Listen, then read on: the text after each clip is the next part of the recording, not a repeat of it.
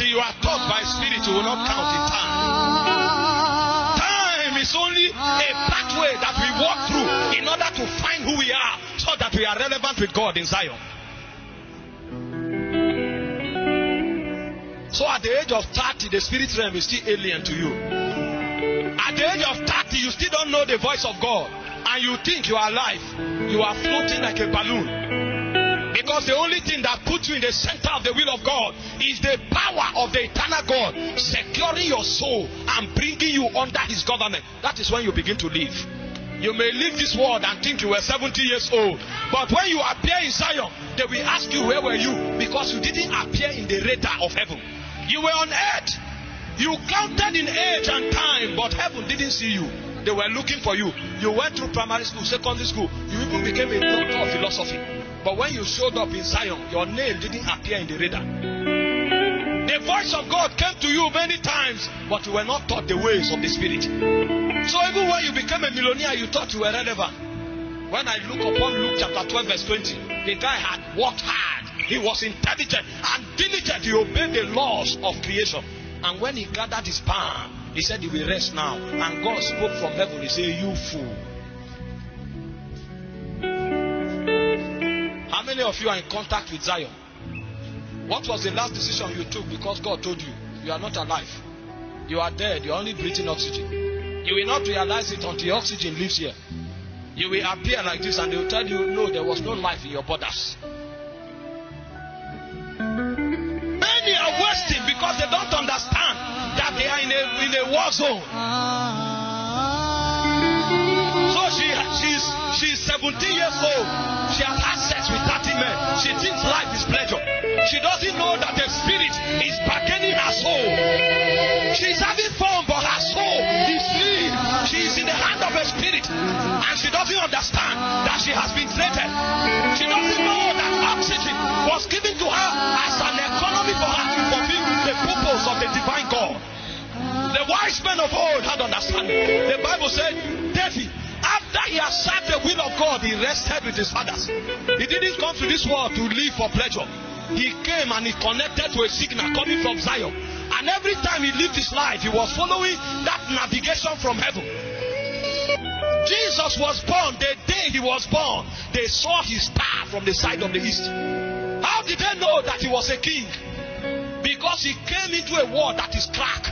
Demonic intelligences. Every time men are born, they look upon their stars and they begin to trace their destiny, so that they marginalize it and they corrupt it. When Jesus was only 8 years old, they had gone to a king and thwarted his mind already, and the king gave an envoy that every child below the age of 2 should be killed.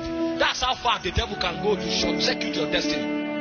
Every child beyond the age of 2, because they saw a star and they said this star is a king that is born. You don't know that when you appeared, your star appeared in heaven, and from there they began to interpret your destiny. They know who you will be, but you came into time, you are living for luxury. It is when you depart that you will realize you never thought or scratched the reason why you came.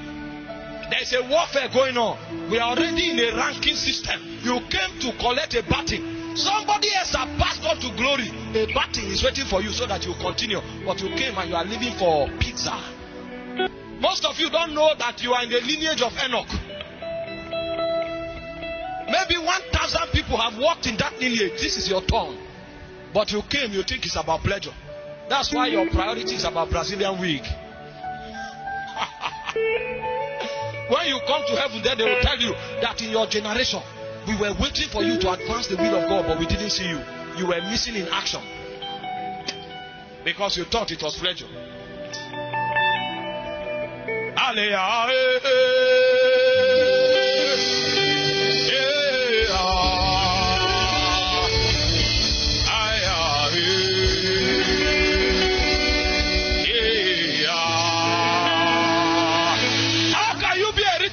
When the scribes have nothing to write about you.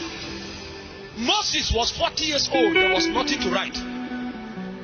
The angels that came to collect his witness on earth had nothing to write.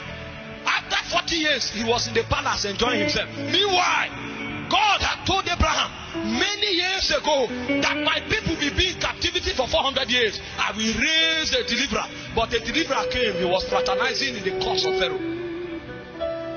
Until the day that age, he came of age. The Bible said, when Moses was come of age, he refused to be called the son of Pharaoh's daughter.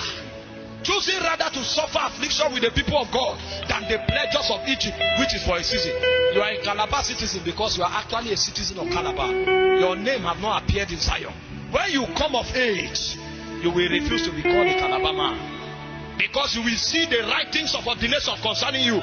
That writing may sentence you to 10 years of fasting and prayer. It doesn't matter anymore. You are beginning to read the writing. You are reading the writing. So it determines the direction that you will go.